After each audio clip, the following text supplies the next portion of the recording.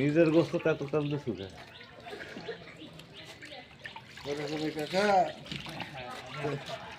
হ্যাঁ তেল তো এক গাড়ি তেল দিয়েছে তাহলে আয় হয় না তো কথা করে কোনো নিজের বাড়ি কি আর পরের বাড়ি বলে আগে গোস্ত আমার তেল দেওয়াই লাগবে না দিলে ব্যবসা হবে মিলুকা কাছে করছে 10 কেজির মতন তেল রয়েছে 2-3 কেজি নিয়ে যা বাইতে রাখে কাকা খালি তেল ছাড়া গোস্ত ভালো না, তেল ছাড়া না গরু হয় নাকি?